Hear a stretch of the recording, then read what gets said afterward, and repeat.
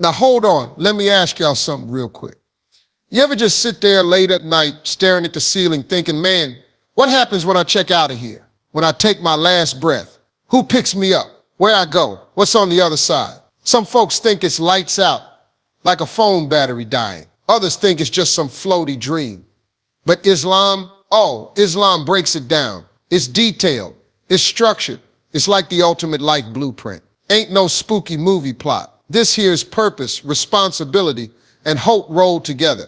Today we're gonna walk through this journey from that last breath to the grave to Judgment Day and beyond. And I'm gonna tell it to you like Uncle Steve does.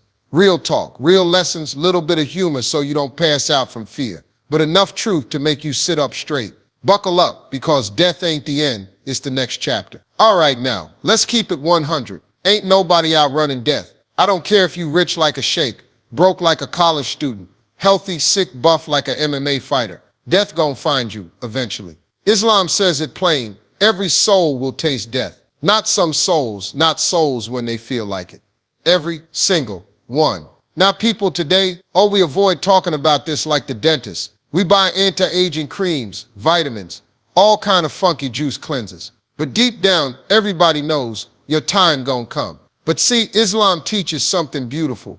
Don't fear it, prepare for it. Live with awareness, treat people right. Be honest when nobody's watching. Stack good deeds like a savings account, because you gonna cash them in later. Death ain't the finish line, it's the tunnel leading to the real world. And if you understand that, you don't panic, you live right. Now picture this, you lying there breathing slow, world getting quiet, and then, boom, your soul steps out like, well, that moment. Islam calls it the Ruh, and the angel of death, Malak Maut. He don't show up like some Hollywood monster. No jump scare music, no skeleton cape. For the believer, this moment is peaceful, like being picked up by family at the airport. For the wrongdoers, might be a little tense. But either way, it's not chaos, it's planned, organized by the Almighty. Body stays here, returns to the dirt. Soul moves on, like you checking out of a hotel. Suitcase packed, headed to the next destination. This moment ain't random, it ain't unfair, it's divine schedule.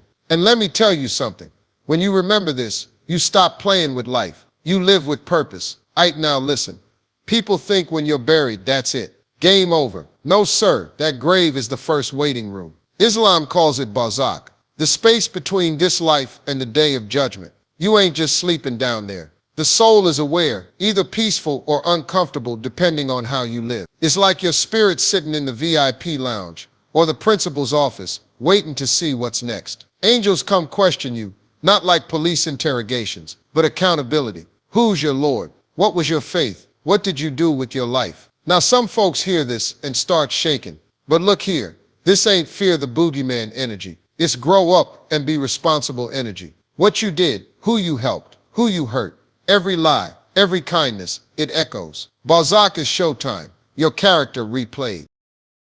Now let me break this part down real slow, because this one gets people nervous. Two angels, Munkar and Nakir, they visit you in the grave. And no, it ain't like the movies with glowing light or angel wings flapping around. They ask straight questions. Who did you worship? What path did you follow? What did you do? If you lived right, prayed, tried to be good, didn't walk around acting like God ain't watching, you answer easy. Peace fills that grave like air freshener in a funky room. But if you spent life wilding out, chasing ego, ignoring faith, ooh, buddy, that grave might get tight real quick. Islam doesn't say this to scare you.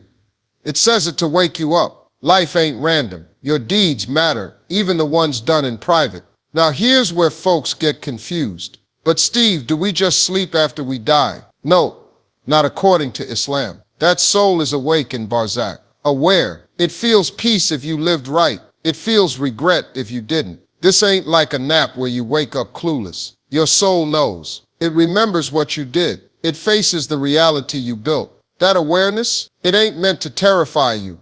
It's meant to guide you. It says, hey man, fix your attitude. Hey sis, stop holding grudges. Hey brother, speak kindly, give charity, be grateful. Because once you leave here, the test is over and the results follow you. Life ain't about looking good. It's about being good. Man, listen, Everybody talks about greatness. Everybody want to be powerful, successful, blessed, elevated. But most folks, they ain't ready to walk the walk. They want to look like they winning without doing none of the work. They want to post motivational quotes while they laying in bed till noon. They want to talk about discipline while they ain't disciplined enough to stop hitting that snooze button 6 times. Baby, you can't expect God to hand you a championship trophy when you scared to even enter the arena. Let me tell you something, you ain't proving nothing by flexing online. Real power, real change, it show up when nobody's looking. When it's just you, your discipline, your habits, and your faith. See, showing off only fools strangers, but your habits, they expose you to yourself. You can't cheat yourself. Life sees everything you do in private, and one day it cashes your receipts. You want elevation? It starts with consistency. You want blessings? Earn them when nobody's paying attention. You want to be great? Stop trying to look great and start becoming somebody your future self will thank you for. Let me tell you something right now. Comfort is a liar. Comfort whispers sweet nothings in your ear like, you can start tomorrow. You deserve a break. You worked enough today. And before you know it, you done spent 5 years waiting for the perfect moment that never showed up. Pressure, pain, challenges, baby, that's God's gym. That's where character get built. That's where faith gets muscles. Everybody want to shine like a diamond, but don't nobody want to go through the pressure that makes a diamond. You think Muhammad Ali became Ali by you think every person who rose from nothing did it by being cozy. Greatness comes from the grind, from the tears, from being uncomfortable. God don't bless laziness. He blesses those who push when they tired, who keep going when they scared, and who stand tall when life tries to knock them flat. Pressure ain't punishment, it's preparation. A lot of y'all losing, not because you ain't talented, but because you surrounded by the wrong people. Let me say it plain, you cannot fly with anchors tied to your feet. Some folks ain't in your life to support you. They in your life to drain you. They ain't cheering for your success.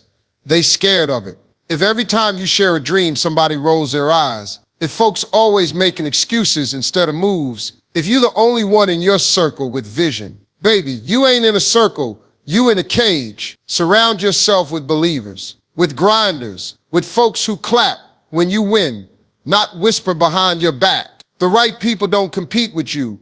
They inspire you. They make you better. They make you stretch. They push you toward the life you're supposed to build. Your environment is louder than your motivation. Protect your circle like it's sacred, because it is. Listen here, fam. There's folks out here holding back their whole destiny because they scared somebody gon' judge them. They scared their family won't approve. They scared their friends gon' laugh. But let me break it down for you. You do not need a permission slip to be who God designed you to be. Stop begging for validation from people who couldn't even believe in themselves. You think they don't support you because you ain't good enough. Nah, they don't support you because your courage reminds them of their cowardice. You ain't here to fit in. You ain't here to make everybody comfortable. You here to shake rooms, shift energy, challenge limits, and build the life you dreaming about. Walk in your purpose, even if you gotta walk alone. Cause baby, let me tell you, the path to greatness don't come with crowd support. It comes with faith,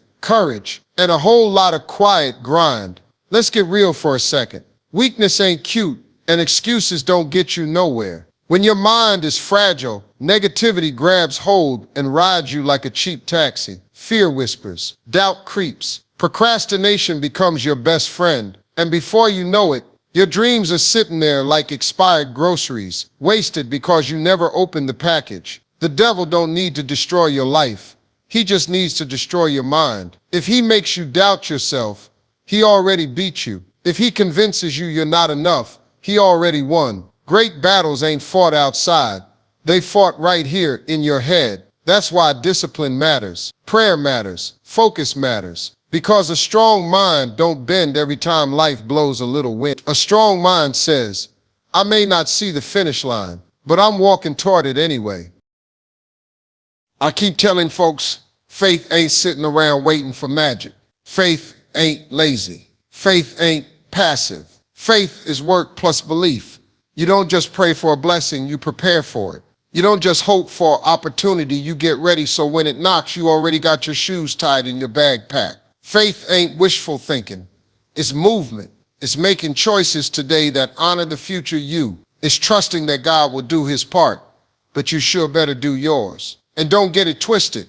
Faith don't make life easier. Faith makes you stronger. The more you trust, the more you fight. The more you fight, the more God lifts you. Faith is the engine. Effort is the fuel. You need both, or you ain't going nowhere. So let's land this plane. Everything you want, every dream, every blessing, every level, it's already written with your name on it. But you gotta grow into the person who can receive it. God don't hand greatness to somebody living like a backup version of themselves. You want peace? Build discipline. You want success? Build habits. You want respect? Walk with purpose. You want blessings? Walk in obedience and action. Life ain't about who you are today.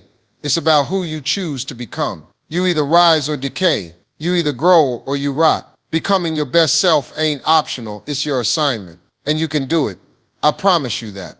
But baby, listen, you gotta want it. You gotta work for it. You gotta believe in it even when nobody else does. Because once you decide you ain't living average no more, life will move out your way. Let me leave you with this.